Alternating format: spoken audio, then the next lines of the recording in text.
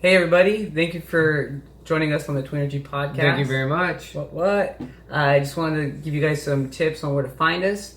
The main thing, well, obviously you found us if you're watching this, but... you found us, thank you. We were lost for a little while. Search, first one is YouTube. Go on YouTube and search TWNRGY, TWNRGY. And also do the same thing on Facebook, search TWNRGY. And then also we have a Patreon account. Or first off, we have an Instagram account.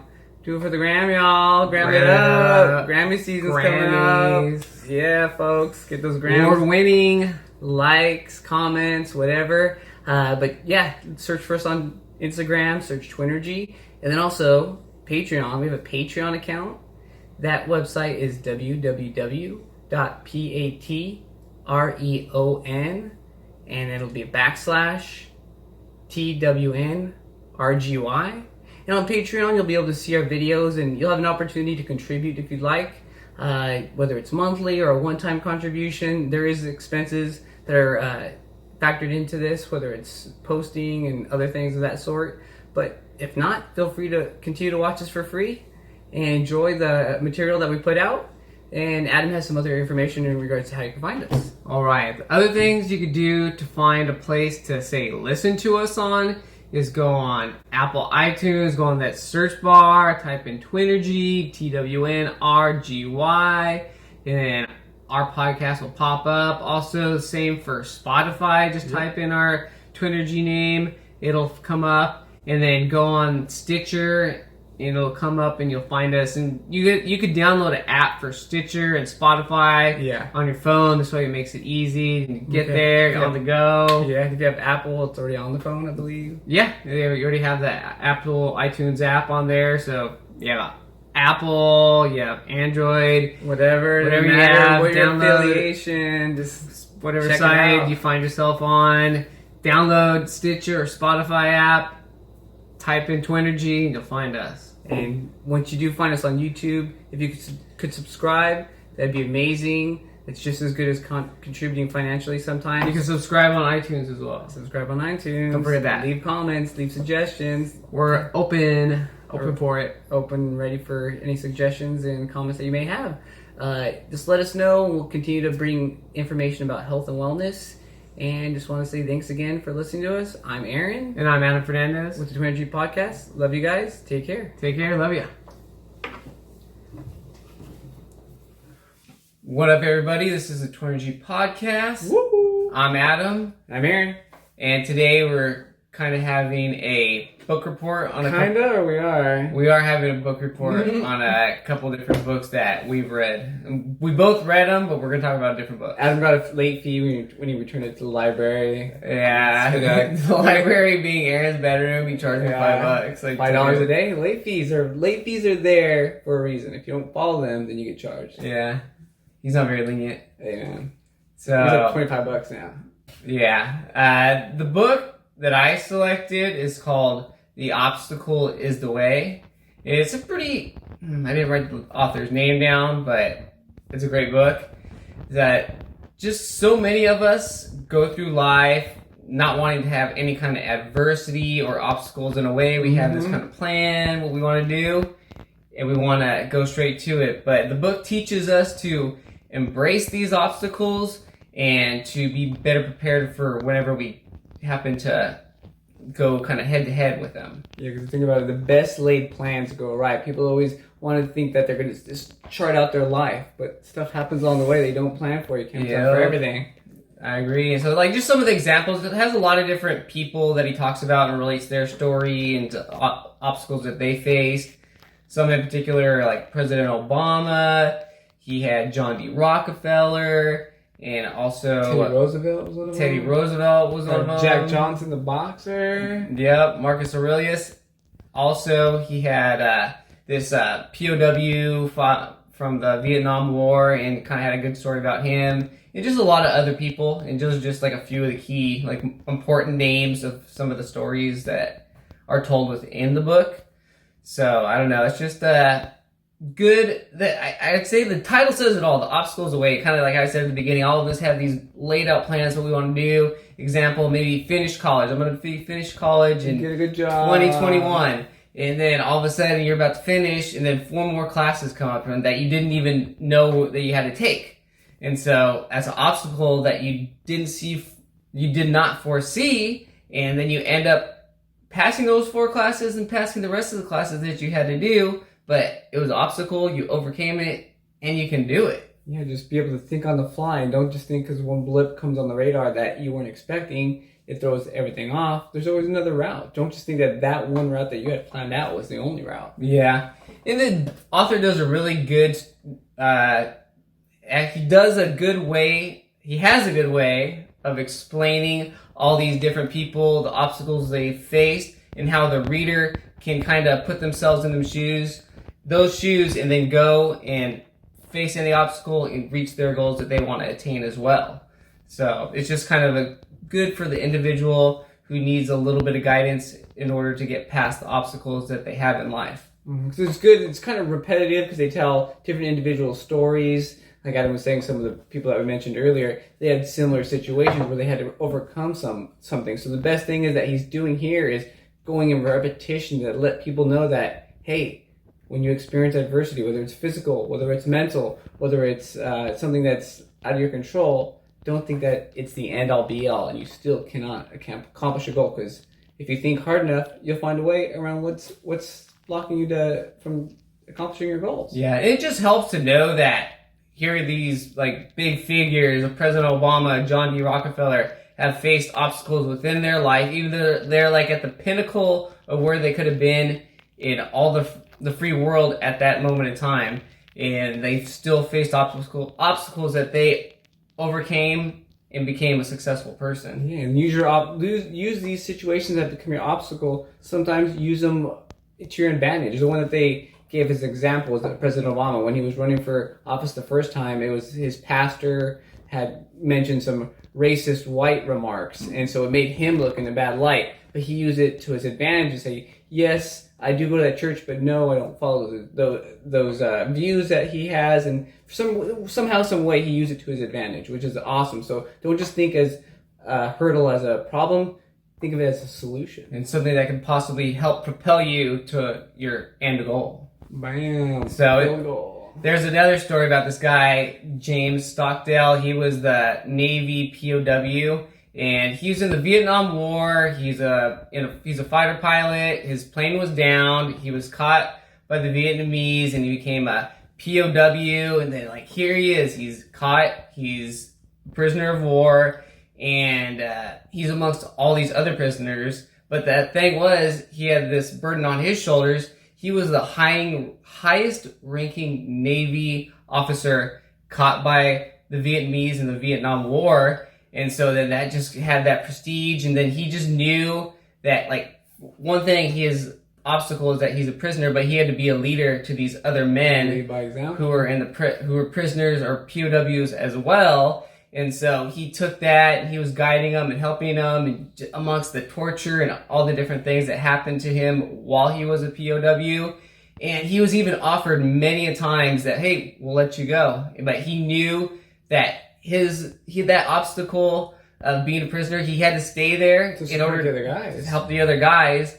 And then hopefully by the end of this, he gets all his men out, and then he ends up getting out at the very end. And so it was a good story. And just kind of what I personally got from it is that I have problems and issues that come up in my life that impede me from reaching my goal, but I need to get those goals and move past them. And those obstacles, go through them and reach my goal, or do the task that I have to do at the end of the day, and just not let them bother me. A lot of people, it's so easy to let them bother you. Like, we like to do what's easy, like whether on a kind of like a sub note, but like when it comes to eating, like, oh, there's fast food here, fast food there, it's so easy, blah, blah, blah. Oh, it's so easy to be discouraged when something comes in your way of accomplishing your goal. Things are all right. I don't care. I didn't want to do that anyways. We just make excuses for ourselves. Yeah. So I recommend this book to anybody who has any kind of shortcomings in life, or anything that you're just trying to get past and attain a certain goal. It's just going to kind of give you encouragement and let you know that you can do these things and not let these obstacles get in the way of anything that you want to accomplish in life. And just kind of what I've got from this is just to be more focused and not let these issues or problems or obstacles that pop up in my life hinder me from getting what I need to be getting done at the end of the day. Yeah, and one thing that there's a lot of great quotes in it from different like well-named individuals. One thing that I carried with me that I'd written down that was a quote in this book was, I forget who it was from, but it was never worried, never hurried, never desperate, never stopping short. So just take everything as it comes when it comes, and take everything step by step, and never stop short of accomplishing your goal. So, great book. Well, I definitely recommend it myself. Yeah, so get out there. The obstacle is the way. Great book. Yeah. A lot of lessons to be learned. Woo! Get after it. Yes. All right, everybody. Now it's my turn for my recommendation. The book that I want to talk about is a book called Can't Hurt Me, and it's basically an autobiography about a retired Navy SEAL. His name is David Goggins, and definitely a book that if you think you're weak-minded, you have a weak mindset, or you're just lazy and you need a kick in the pants, this is a good book to read just because of the way he calls himself out on a lot of issues. Oh, you'll see that your problems are nothing compared to a lot of the problems that David Goggins has had in his life. Yeah, and just about getting past those issues. And David, he's very, I'll say, vulgar, but vulgar to himself, just to motivate himself and like beat him up because he never really had a discipline as a youth. And in a sense, he did. But just a little backstory on him that they kind of go over in the book is that he was African American. He grew up kind of like in a predominantly white area out in the Midwest, kind of Indiana area. So he was teased by other kids at school about his race because he was black. And then also at home, he had an abusive situation. His family beat and verbally abused the whole entire family, mom, brother, him. And he was cheating on the mom. And it was just a horrible situation that he dealt with all these problems amongst others in his developmental years, when he was a child, when he was a teenager. And it's just insane. It kind of shows why he ended up becoming a Navy SEAL, just because of all these situations. And like I said, he was not afraid to call himself like, hey man, he's looking in the mirror, don't be a wuss. He goes, so many people have so many more problems worse than you. You're still able-bodied, you can do stuff. So he used that as a tool to be a better person, a stronger person, and eventually become a Navy SEAL, amongst other things that he did. And helping others along the way. He had a lot of issues just to become a Navy SEAL. But when he became a Navy SEAL, he was like overweight, like cut by 150 pounds. I give everything away about this book. It's a good. A lot of things he had. My bad. He had a lot of things he had to persevere. But one thing that he knew, or one thing that he felt after he did become a Navy SEAL, is that anything that he puts his mind to, he's capable of doing. As long as he puts a full effort that he just did to accomplish his past goal, he knows that he has the mindset and the will to succeed at whatever he does. One thing that he set out as a goal once he became a Navy SEAL was he wanted to be uncommon amongst the uncommon. And if you think about it, Navy SEAls are already uncommon. They're very rare. A small percentage of the whole United States. I remember one stat or one statistic that somebody had mentioned was that you're more likely to have 2 family members get accepted into Harvard than you are to have 1 family member become a Navy SEAL. That's how uncommon being a Navy SEAL is, at least from... And he wanted to be uncommon beyond that. Yeah, so what he did, like whether it was tactical training, it was physical training, he always gave it his best effort. And I'm sure he probably pissed off some people along the way because other people are thinking they're doing their best effort, and here he is, like kind of running circles around people, and maybe he got motivated by other people. Like say that somebody was kind of just giving 80% of what they're doing, kind of half doing it and not doing it very well. What he would do, he would use that as motivation, and like and you can't give more than 100%, but he felt, I'm going to give my 100%, and I'm going to give that other guy's 20%. So he would always do what he could to just surpass and be better than everybody else, which is insane. And like he just always had this internal drive. I don't know if it's because of the upbringing that he had, but when he was retired as a Navy SEAL, he still had this drive. He still had this fire burning inside of him to kind of like test himself. Yeah, whether it was physical, whether it was mental. So what he got into were ultra marathons. And if you're not familiar with what an ultramarathon is. They're typically running marathon where you're running like 100 plus. Yeah, about 100 plus miles. Jinx, can't talk.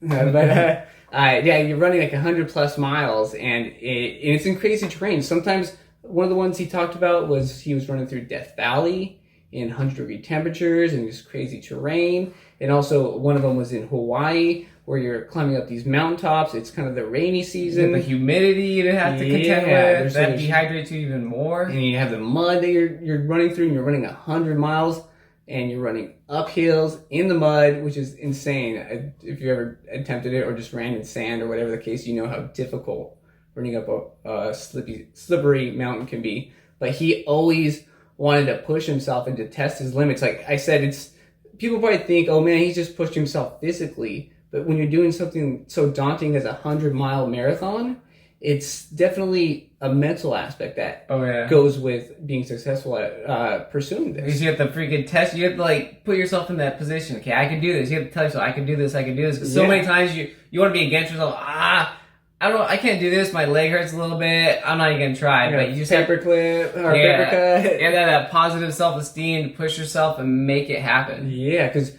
some people may see a 100 race as being daunting. Obviously, most people, at least, but I do as well. Mm-hmm. But what is so daunting about it? You think of 100 miles. 100 miles. I can't run 100 miles. But David has a different mentality about it. Yes, he does his training. He makes sure he puts in the work to be able to run 100 miles when it comes to it. But and one of I think in the book, or it was in a podcast, I said the way he was able to complete them is by just taking it step by step by step by step. One little bite at a time. Yeah, this one girl I worked with back in the day, she had a little picture on her computer. It said, "How do you eat an elephant?"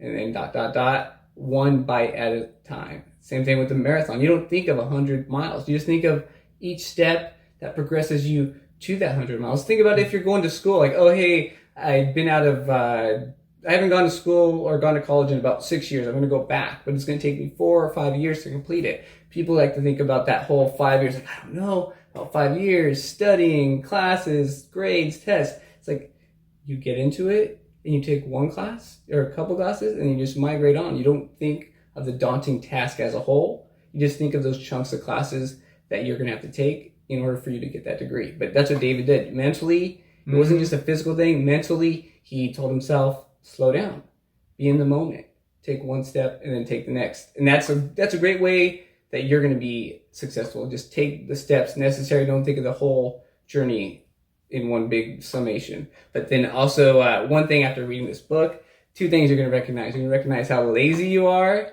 I definitely... Oh, yeah. I know it happens to me. Like, I think I'm doing so much and I hear what other people do. I'm like, really not that much. Yeah, because David, like, he's the one where I kind of heard get after it from. Like, he's like, getting after it. I'm getting after it, getting after it. And that's what he does. So one thing after reading it, you're going to see how lazy you are, but you're also going to know that you are capable of accomplishing anything that you set your mind to. As long as you have the drive and the correct mindset to complete that goal, you know that you can complete that goal after reading this book. Because David had so much to persevere through. Adversity. Yeah, and he did it. Yeah, but, made it happen. Yeah, he got after it. But one thing, not just from reading this book, but I've also listened to a couple podcasts that he was on. There was one, is it Michael Gervais or David Gervais? I think, yeah, Michael Gervais. Michael Gervais, and the podcast is called the Finding Mastery. There we go. And it's awesome because you get to see David's perspective on life and how he accomplishes a lot of the goals, whether it was the goal for him to be a Navy SEAL, whether it was the goal for him to be an ultramarathoner. And he kind of just breaks everything down. He goes, I'm just very methodical. I focus on what I need to do to accomplish that task. And I don't let excuses. Like, if my body is kicking in the governor at 50%, he goes, I'm going to push it past that 50%, so see where I can go to next time. So he's always testing his capabilities. But that's what's awesome about David that podcast is that you're able to see through his eyes how he perseveres and his thought processes are on a lot of things that have gotten him to where he is and to accomplish his goals. But then also one thing that I realized, I'll say a lot of Americans are weak-willed and weak-minded. And they give up, like Adam was saying earlier about his book, The Obstacles Away, any little thing that we face that's an obstacle, adversity and everything. Yeah, we turtle up and give up. I think I'll just do this another time. Oh, I don't feel like doing it. Just kind of giving ourselves excuses, ways out. When you're selling yourself short. But and part of the reason is that I'll say life in the U.S. is so easy. People have most people have a roof over their head, a means to get something on their plate at night to eat, a shirt on their back, and even a freaking cell phone in their hand. On the corners over at Giving Riverside. them away for free. Riverside, yeah. Off of Chicago and University. Come by, get a free phone, your choice. I saw them the other day too. But either way, like, America, you have it so entitled. So when hypothetically somebody wants a raise at work and their boss says, oh, you got to do this, you got to work a couple extra hours, go to a couple extra events. Like, I don't know if I want that money that badly. So any sort of hurdle that people typically come against, it just turns them away from accomplishing that goal. They just kind of lazy, kind of detoured. But then also this mentality where we have a lot going for us already, people get entitled. They think, oh, I should get that raise. I should have this extra opportunity. But a lot of people don't want to put in the work that it takes to accomplish those goals, to get those extra pay, to get that opportunity, whatever they're looking for. And I know it's easy. It's easy when you come to adversity to want to turn around. I remember years ago when Adam and I started our master's program. It was rough. The very first class that we took, the very first night we started our master's program, we had just gotten off work. It was like a 3-hour class, and then our break from this cost accounting class. I hadn't taken accounting in years, and then cost accounting is just like a whole nother level, and it was like almost learning a whole new language. But especially after not doing it for years. Yeah, I remember telling Adam on our break, "Oh, dude, let's just quit. Like we can get our money back. It's still within the time frame that you can drop the classes. It's money. We already have our bachelor's degree. Why do we even want to waste our time doing the master's program?" But Adam was the voice of reason. He said, "Well, just stick it out, see how it goes at the end of the semester, and we'll go from there." And long story short, passed that class. Long story short, passed all the other classes. Got our master's degree. So yeah, just about not giving in to those easy urges to quit, back out. So, like I said, I know how it is, and I don't blame people for quitting. But it feels so much better when you accomplish your goal, like getting your master's degree, completing a certificate program, whatever it is. It just feels so. Say words can't describe how great the feeling is when you accomplish a goal that you've set for yourself. Pardon me, I got throw it's a little dry. But either way, it's so enriching and so fulfilling to battle through those issues, jump over those hurdles, go around those hurdles, go a new route, and accomplish your goal. You'll thank yourself more. You'll feel 10 times better than you did when you quit. But either way, I recommend this book. Kick you in the pants and get you on the right track to work harder and be more productive. Yeah, I agree. I recommend the book as well, just for the reasons like you. At least for me, I sometimes think my life is hard, but reading this book and seeing how somebody else can have a lot more issues, it makes me like realize how grateful I am for what I have, and I need to work harder than I do, just for as hard as David Goggins works. Yeah, puts things into perspective. Yep. Someone's always got it worse for the most part. So, but yeah, this has been the TWNRGY Podcast on book reports. So pay your book reports, pay your fines, overdue fines. Adam's some issues, but yeah. So thank you for listening, and have a great night. I'm Adam. I'm Aaron. Love y'all. Love y'all. Take care.